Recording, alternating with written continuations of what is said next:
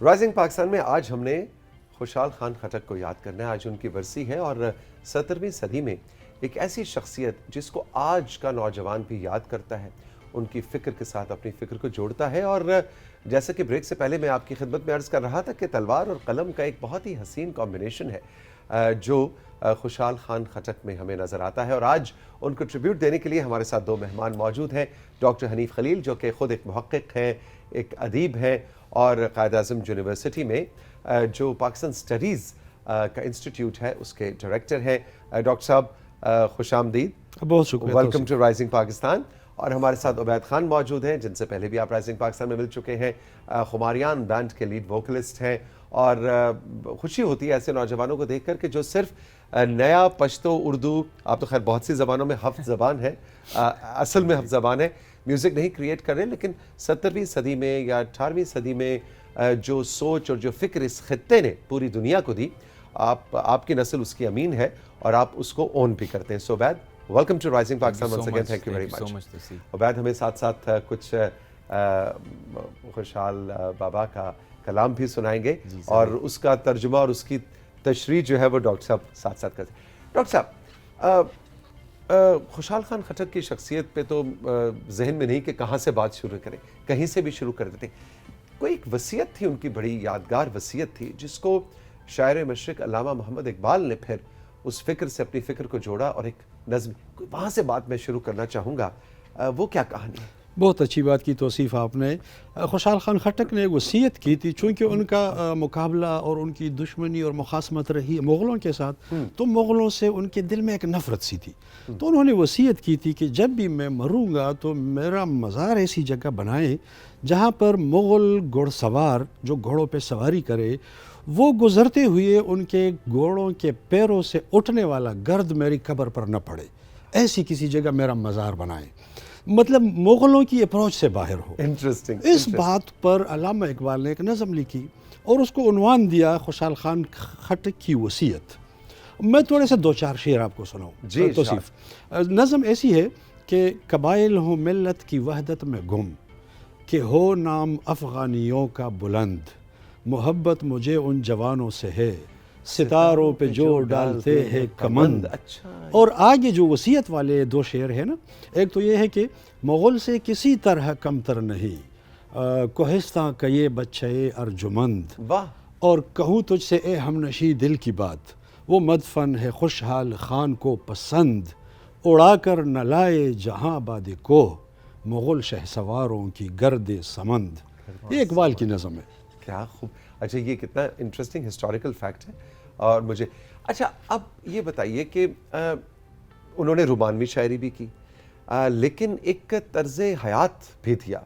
ایک جو اقبال کے ہمیں مرد مومن کا ایک کانسیپٹ ملتا ہے, اس کے ایک جدا رنگ ہمیں خوشحال بابا کے ہاں بھی ملتا ہے. کچھ اس مرد مومن کے بارے میں ذرا بتائیے کہ خوشحال خان خٹک کا وہ کیا کانسیپٹ تھا, وہ کیا امیج تھا, وہ کیا برانڈ تھا جو انہوں نے 17ویں صدی میں ہمیں دیا. بالکل توصیف. دیکھیے ہمارے ہاں بہت بڑی شخصیات کچھ ایسی ہے جنہوں نے ایک سمبل ڈیولپ کیا ہوا ہے, جیسے نیٹشے کا سپر مین ہے, جیسے اقبال کا مرد مومن ہے.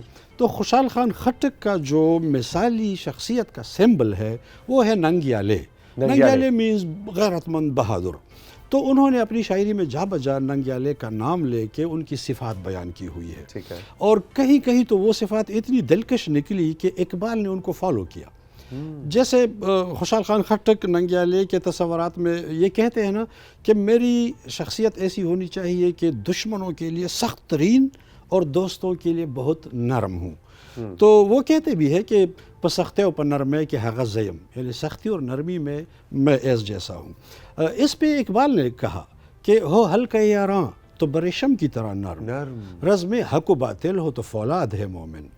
تو یہ مرد مومن اصل میں اس ننگیالے کا ایک ٹرانسلیشن سمجھے, ایک کاپی سمجھے, یا ایک فالو اپ سمجھے.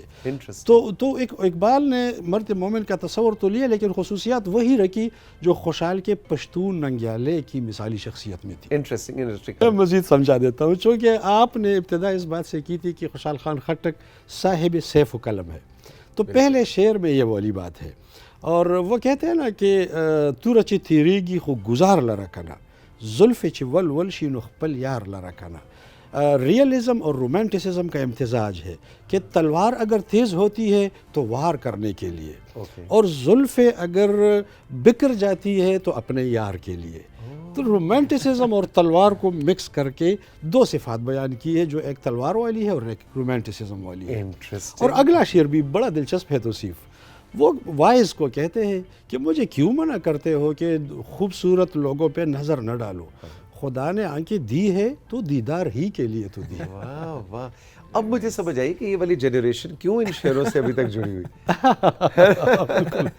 اچھا، تو عبید یہ بتائیں کہ یہ جو آپ نے بھی ذکر کیا کہ یہ وہ کلام جو ہے یہ بھی کئی سالوں پرانی کمپوزیشنز ہے، اور کیا خوشحال بابا کا کلام جو ہے وہ آپ کی جنریشن نیا پروڈکشن بھی کر رہی ہے، یعنی نئی اس کی کوئی طرز بنے اور ان کا کوئی کلام اٹھایا جائے، یا پرانے ہی جو ہمارے ہسٹوریکلی میوزک کے اندر روایت میں جو چیزیں پڑھی ہیں انہی کو آپ لوگ ریکریٹ کر رہے ہیں؟ جی، میں ایک اس میں بات ایڈ کرنا چاہوں گا. خوشحال بابا کی جو پوئٹری ہے وہ بہت زیادہ عام فہم نہیں ہے، مطلب عام لوگ اس کو زیادہ آسانی سے نہیں سمجھ سکتے. جو پہلے زمانے میں یا پہلے جن سنگرز نے ان کو کمپوز کیا ہے ان کی شاعری کو، وہ ان کی کلیات میں سے جو ایزی کنسیڈر میں عام فہم، جی جو عام فہم کنسیڈر کی جاتی ہے وہ انہوں نے آلریڈی کر دی ہے.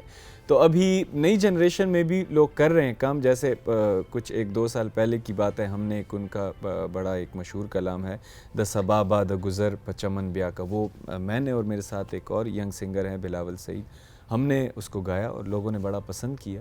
تو لوگ ہیں جڑے رہنے کی کوشش کرتے ہیں خوشحال بابا کی پوئٹری کے ساتھ، لیکن چونکہ عام فہم نہیں ہے تو وہ ذرا ایک بیریئر اس میں ہے. اچھا، عام فہم سے مراد اس وقت عبید کی ڈاکٹر صاحب کیا ہے؟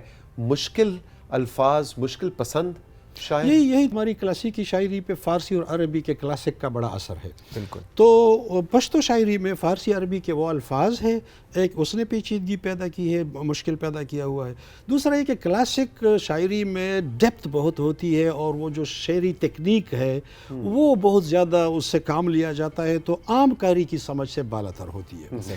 یہ جو عوامی شاعری ہے، فوک پوئٹری ہے، وہ سیدھا پہنچ جاتی ہے. لیکن کلاسیکل میں ٹیکنیک بھی اور فارسی عربی الفاظ کا ذخیرہ بھی اس کو مشکل بنا دیتی ہے. اب دیکھیے، 17ویں صدی کا مطلب ہے 17، 18، 19، 20، 21، تقریباً 500 سال، 400-500 سال پرانی بات. یہ جو کہا جاتا ہے کہ ایک اچھا ادیب جو ہے وہ چاہتے نہ چاہتے بھی اپنے اس عہد کا راوی ہوتا ہے، اپنے اس عہد کا تاریخ دان ہوتا ہے. تو اگر ہم آج سے 500 سال پہلے، 400 سال پہلے کی تاریخ اس خطے کی پڑھنا چاہیں تو خوشحال بابا کی شاعری، ان کے کلام میں کس حد تک یہ کام ہمیں ہوتا نظر آتا ہے؟ یہ توصیف خوشحال خان خٹک بہت بڑا تاریخ دان ہے. ہم اس کو محض شاعر لے لیتے ہیں. ان کے تاریخ کے سورسز شاعری بھی ہے اور شاعری کے علاوہ نثر بھی ہے. انہوں نے ایک تو پختونوں کی اصل نسل پہ ایک کتاب لکھی کہ پختون بنی اسرائیل ہے، آریائی نسلوں سے ہے، کس قبیلے کس اوریجن سے ہے. اس پہ کتاب لکھی لیکن وہ چھپ نہ سکی. اور وہ بڑی ایک طرح سے دیکھا جائے تو بڑا ایکیڈیمک، بڑا ایکیڈیمک ورک. جی لیکن انہوں نے اپنی ایک ڈائری سمجھے، ایک اپنی سوانح عمری سمجھے، وہ لکھی ہے، اس کو نام دیا ہے بیاض. اس بیاض سے اس کے ایک پوتے نے اپنی تاریخ میں بڑا استفادہ کیا. پوتے کا نام ہے افضل خان خٹک، کتاب کا نام ہے تاریخ مرصع. وہ تاریخ مرصع بیس ہے خوشحال خان خٹک کی تاریخی معلومات پہ. ایک تو یہ بات، لیکن وہ خود ان کا کام جو ہے وہ نہیں ہے، نہیں، خوشحال کا اپنا کام نہیں چھپ سکا، ان کے ریفرنسز تاریخ مرصع میں آ گئے. دوسری بڑی بات جو ان کی اپنی شاعری ہے نا، وہ صرف رومانٹک شاعری نہیں ہے، وہ ایک اپنے عہد کی تاریخ ہے. آپ جانتے ہیں کہ خوشحال خان خٹک کا مغلوں کے ساتھ بڑے جھگڑے، بڑی وہ مخاصمت رہی، تو اس کی پوری تاریخ ان کی کتابوں میں ہے. فراق نامہ ان کی ایک منظوم کتاب ہے، پوری مغل ہسٹری ہے اس میں. شاہ جہان کے ساتھ تو یہ پرو مغل تھے، لیکن جب اورنگزیب عالمگیر آئے تو یہ اینٹی مغل ہو گئے، کیونکہ اورنگزیب نے قید میں ڈالا. دکن میں رتنبور قلعہ میں قیدی کیا، 2 سال قید میں رہے. رہائی کے بعد یہ اپنی پوری تحریک کے ساتھ مغلوں کے خلاف آ گئے. تو یہ پوری تاریخ ان کی شاعری میں موجود ہے، ان کی نسل کی، ان کے بیٹوں کی، ان کے دوستوں کی، دشمنوں کی، اور اپنے دور کے تحریکوں کی، نفسیات کی، رجحانات کی پوری تاریخ ان کی شاعری میں موجود ہے. جب ہم ڈاکٹر صاحب دیکھتے ہیں کہ ہمارا جو ویسٹرن ہسٹورین ہے, جو ویسٹ نے ایسٹ کی ہسٹری لکھی, کیا اس میں ہمیں ویسٹرن ہسٹورینز جو ہیں وہ خوشحال بابا کہ ان چیزوں کا ریفرنس دیتے ہوئے نظر آتے ہیں؟ دیتے ہیں. میجر راورٹی ایک اسکالر ہے, 1862 میں ان کی ایک کتاب چھپی ہے, selection from the poetry of the Afghans. تو اس میں ایک تو 100 پوئمز آف خوشحال کو کنورٹ کر دیا گیا ہے انگریزی میں, اور اس کے ساتھ لکھا ہے نثر میں پورے حالات اور وہ تاریخ, اور وہی کتاب علامہ اقبال کے ہاتھ لگی. تو اقبال اتنے انسپائر ہوئے کہ مزید خوشحال کے بارے میں جستجو کی, جاننے کی کوشش کی, سورسز نکالے. لیکن جو ویسٹرن اسکالرز ہیں, راورٹی کے علاوہ بھی کچھ اسکالرز نے اس پہ لکھا ہے خوشحال خان خٹک کے بارے میں. اولف کیرو نے لکھا ہے, ایلفنسٹن نے لکھا ہے, جے ڈبلیو اسپین نے لکھا ہے. تو خوشحال پہنچے ہیں ویسٹرن اسکالرز تک, یورپی اسکالرز تک پہنچ چکے ہیں. روئے زمین پر تیرے جیسے دل بر یا دل لینے والی تو کوئی ہو ہی نہیں سکتی, کہ تیرا چہرہ پریوں جیسا ہے, تیری زلف مشک و عنبر جیسے خوشبودار ہے, تیرا گل آزار یعنی آپ کے جو گال ہے وہ پھول جیسے کھلے ہوئے ہے, تیرا جو رفتار ہے وہ گھوڑے جیسے جلالی رفتار ہے. تو اس زمین پہ تو تیری جیسے دل لے جانے والی ہے ہی کوئی نہیں. واہ جی واہ, واہ جی واہ. اب یہ بھی مجھے سمجھ آیا کہ آج کل کی نسل کو کیوں یہ شاعری پسند ہے. آج کی نسل کیا, خوشحال بابا نے جو 400 سال پہلے باتیں کی ہیں نا, وہ آج بھی تر و تازہ ہے, نئی ہے. بلکہ میں سمجھتا ہوں آئندہ 400 سال کی نسل بھی خوشحال کو پڑھیں گے اور تازگی پائیں گے اس میں. یہ جو آج دونوں چیزیں ہمیں عبید نے سنائی ہیں, یہ انہوں نے خود سلیکٹ کی تھی یا آپ نے مشورہ دیا؟ نہیں, خود سلیکٹ کی تھی, خود سلیکٹ کی تھی. عبید سے میں اس پروگرام کی, اگر آپ نے بھی سلیکٹ کی تھی تو ہمیں کوئی اعتراض نہیں ہوگا. بتا نہیں, عبید ہمارے اسٹوڈنٹ ہے قائد اعظم یونیورسٹی میں, لیکن اس سلیکشن میں میرا کوئی ہاتھ نہیں ہے. Ubaid thank you very much. Doctor صاحب بہت بہت شکریہ. خوشحال بابا کی شخصیت اور ان کا کام اور ان کی فکر جو ہے وہ اتنی وسیع ہے کہ ظاہر ہے 15-20 منٹ میں اگین اس کو اس دریا کو کوزے میں بند کرنا ممکن نہ تھا. لیکن بہت بہت شکریہ. دیکھیے میں یہ سوچ رہا تھا ابھی جب عبید یہ کلام ہمیں سنا رہے تھے کہ آج سے 400 سال پہلے 500 سال پہلے نہ بجلی تھی, نہ کیمرہ تھا, نہ ٹی وی تھا, نہ گٹار, نہ. اس کا مطلب یہ ہوا ڈاکٹر صاحب کہ جو چیز ابدی ہوتی ہے نا, جی جی, وہ فکر ہوتی ہے. ایسا ہی ہے, بالکل ایسا ہی. سب سے زیادہ دیر پا اور ہمیشہ رہ جانے والی چیز ہوتی ہے سوچ اور فکر. بجلی, پہیا, guitar, music, camera, technology, Instagram, internet, یہ شاید اتنی دائمی چیزیں نہیں ہیں جو فکر رہ جاتے ہیں. فکر ہی کی وجہ سے تو خوشحال 400 سال بھی بعد بھی زندہ ہے اور ہزاروں سال زندہ ہیں.